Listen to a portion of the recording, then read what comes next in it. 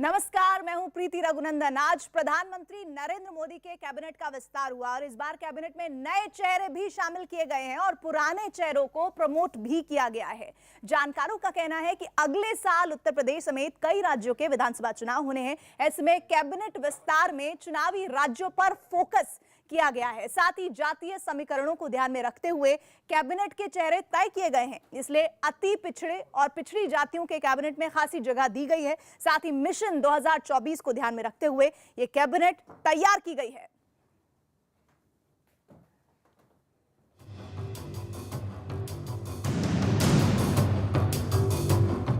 ये प्रधानमंत्री नरेंद्र मोदी की अखिल भारतीय टीम है, जिसमें उत्तर, दक्षिण, पूरब, पश्चिम और पूर्वोत्तर सहित देश के सभी क्षेत्रों की हिस्सेदारी दी गई है। खास बात यह कि इस कैबिनेट में पिछड़ी और अति पिछड़ी जातियों का ध्यान रखते हुए उनके प्रतिनिधियों को भी जगह दी गई। यानी 2024 की तैयारी के लिए क्षेत्रीय समीकरणों और जातीय समीकरणों को ध्यान में रखकर की गई है। मोदी सरकार के मंत्रिमंडल में दलित समुदाय से 12 मंत्री, एसटी समुदाय से 8 मंत्री, जबकि 27 ओबीसी समुदाय से आते हैं। अल्पसंख्यक समुदाय के 5 मंत्रियों को कैबिनेट में जगह दी गई, जबकि दूसरे समुदायों से 29 मंत्री कैबिनेट में शामिल हैं। मोदी कैबिनेट में कई राज्यों में मंत्री की भूमिका निभा चुके पुराने राजनेता शामिल हैं और देश के सभी इलाकों को भागीदारी दी गई है। मोदी की ड्रीम टीम में सबसे पहला नाम नारायण राणे का है, जो कि 2005 में कांग्रेस सरकार में महाराष्ट्र के राजस्व मंत्री थे। 2009 में महाराष्ट्र सरकार में उद्योग मंत्री बने। 2017 में कांग्रेस छोड़कर अपनी अलग पार्टी बनाई और 2018 में बीजेपी के समर्थन से राज्यसभा सांसद बने। उसके बाद 2019 में बीजेपी में शामिल हो गए। अगला नाम सर्बानंद सोनोवाल का है, जो कि 2011 में एजीपी छोड़कर बीजेपी में शामिल हुए। 2014 में मोदी सरकार में खेल मंत्रालय में राज्य मंत्री बने। 2016 से 2021 तक असम के मुख्यमंत्री रहे। ड्रीम टीम के अगले मंत्री ज्योतिरादित्य सिंधिया हैं, जो कि 2008 में यूपीए 1 में सूचना प्रसारण और आईटी राज्य मंत्री रहे। 2009 में यानी यूपीए 2 सरकार में वाणिज्य और उद्योग राज्य मंत्री रहे। इसके बाद 2019 में गुना लोकसभा सीट से चुनाव में हार के बाद मार्च 2020 में बीजेपी में शामिल हो गए और जून 2020 में मध्य प्रदेश से राज्यसभा सांसद चुने गए। अगला नाम जी किशन रेड्डी का है, जो कि गृह मंत्रालय में राज्य मंत्री हैं।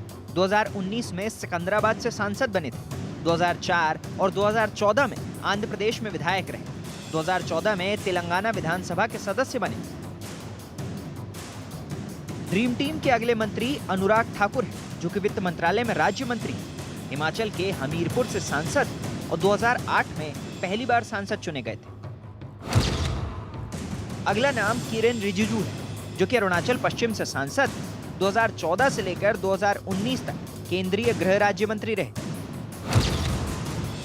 अगले मंत्री हरदीप सिंह पुरी हैं, जो कि केंद्रीय नागरिक उड्डयन राज्य मंत्री हैं। साथ ही साथ शहरी विकास मंत्रालय के भी राज्य मंत्री। 2018 में यूपी से राज्यसभा सांसद चुने गए थे। अगला नाम मनसुख भाई मंडाविया का है, जो कि गुजरात के भरूच से राज्यसभा सांसद। 2016 में केंद्रीय सड़क परिवहन राज्य मंत्री बने और 2002 में पहली बार विधायक चुने गए। अगला नाम अनुप्रिया पटेल का है, जो कि 2009 में अपना दल की अध्यक्ष बनी थी। 2012 में वाराणसी की रोहनिया सीट से विधायक चुनी गई। 2014 में यूपी की मिर्जापुर लोकसभा सीट से सांसद चुनी गई। 2016 में केंद्रीय स्वास्थ्य और परिवार कल्याण राज्य मंत्री बनी और 2019 में दूसरी बार मिर्जापुर लोकसभा सीट से चुनाव जीतकर संसद पहुंची। अगला नाम जेडीयू के आरसीपी सिंह का है, जो कि उत्तर प्रदेश कैडर के पूर्व आईएएस अफसर हैं। 2005 में नीतीश कुमार के प्रधान सचिव थे। उसके बाद 2010 में जेडीयू में शामिल हो गए। 2016 में दूसरी बार राज्यसभा सांसद चुने गए और 2020 में जेडीयू के राष्ट्रीय अध्यक्ष बनाए गए। ड्रीम टीम के अगले सदस्य पशुपति कुमार पारस हैं, जो कि 1977 और 2010 में विधानसभा को चुनाव जीत चुके हैं। 2017 में बिहार विधान परिषद के सदस्य बने। 2019 में बिहार के हाजीपुर से सांसद चुने गए और लोकसभा की कई संसदीय समितियों के सदस्य हैं। अगला नाम एसपी सिंह बघेल का है, जो कि 2017 में बीजेपी के टिकट पर विधायक बने थे। 2017 से 2019 तक योगी सरकार में मंत्री भी रहे और 2019 में आगरा से लोकसभा सांसद चुने गए। अगला नाम यूपी से आने वाले अजय मिश्रा का है। 2014 में यूपी के खीरी से सांसद चुने गए थे और 2019 में खीरी लोकसभा सीट से दोबारा इन्होंने जीत दर्ज की। अगला नाम मीनाक्षी लेखी का है, जो कि 2014 में पहली बार लोकसभा का चुनाव जीतकर संसद पहुंची और फिर 2019 में नई दिल्ली से दोबारा सांसद बनी। अगला नाम अजय भट्ट का है, जो कि 1996 में यूपी विधानसभा के सदस्य थे।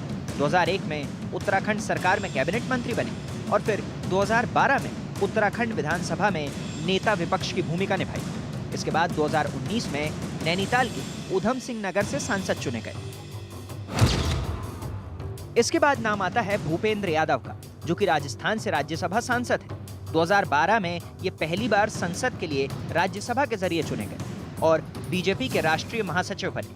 फिर बिहार बीजेपी के प्रभारी भी चुने गए। अगला नाम शोभा करंदलाजे का है, जो कि कर्नाटक के उडुपी से सांसद है। कर्नाटक बीजेपी की उपाध्यक्ष भी रह चुकी हैं और कर्नाटक सरकार में मंत्री भी रह चुकी हैं। अगला नाम पुरुषोत्तम रूपाला का है, जो कि गुजरात से राज्यसभा सांसद है। 3 बार गुजरात विधानसभा के सदस्य रहे हैं और गुजरात सरकार में मंत्री भी रह चुके हैं। दरबार हॉल में मंत्रियों समेत मोदी कैबिनेट के सभी मंत्रियों ने शाम 6 बजे शपथ ली। मोदी की इस नई टीम की सबसे खास बात यही है कि इसमें खास तौर पर पिछड़ी और अति पिछड़ी जातियों को शामिल किया गया है। साथ ही देश के क्षेत्रों के हिसाब से भी मंत्रियों को शामिल किया गया है। और 130 करोड़